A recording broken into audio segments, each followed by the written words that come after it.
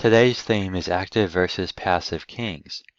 This game is played in Berlin, Germany in 1928 between Willi Schlage and Richard Reti. And in this position we can already see that Reti's king on e6 is very active.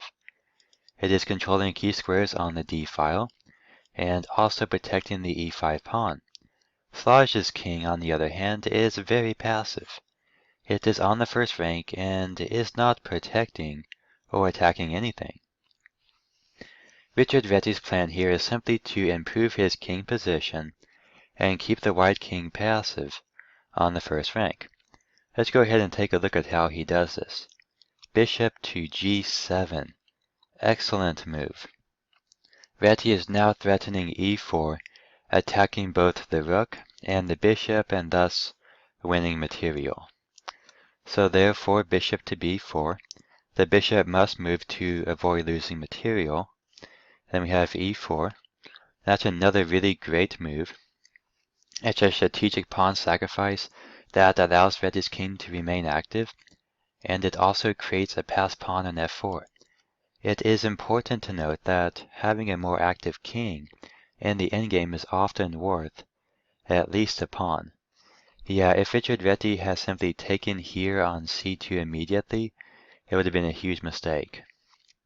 Yeah, rook to d6 check, and of course if king to e7, then rook to d2.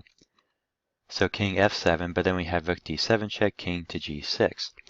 And we can see that Reti's king on g6 is now much less active, and the queenside pawns are also going to be captured. So Reti would be fighting for a draw here. That would not be a good variation to go into. Therefore e4 is played. And then we have f takes e4, rook takes on c2. Great idea, looking to keep Schlage's king very passive on the first rank. Rook d6 check, king e5, rook g6, bishop f6, rook takes pawn, bishop d8, rook h8, bishop c7, and now h4. Schlage's goes in for a counterplay with the creation of a passed pawn. King d4, great move. Reti uses his opponent's pawn on e4 as a shield from checks. This way the king cannot be dislodged from the very important e3 square, and then he can create checkmate threats. Yeah, rook to h3 check must be played. If g6 is played, then this would actually be a forced checkmate, and just maybe about 11 moves or so.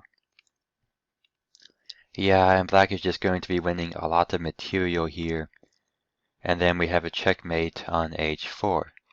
So white does not want to go into that. Therefore, instead of playing g6, he plays rook out to h3 check, f3, and Reti is now planning rook to c1 checkmate. So bishop a3 stops that. And the bishop cannot be captured because of checkmate, so b4. a5, rook h6, bishop takes. And Reti once again plans rook to c1 checkmate. So therefore the king makes a run for it, king g1, b3, rook b6, b2. And Schlage cannot stop both of the pawns with his rook, so black is going to be able to promote one of them. King h2, then f1, queen. And here Schlage resigned, because if he were to make a queen, then simply king to f3 is checkmate. And if he tries to stop the checkmate with rook out to b3, then simply king f2, rook to g3, king to e1 is a forced checkmate.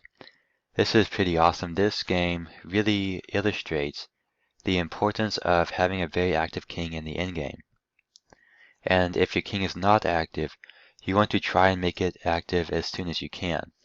Yeah, here white could have played a move like rook out to d2, and this would have allowed his king to move up the board a little bit and get some space.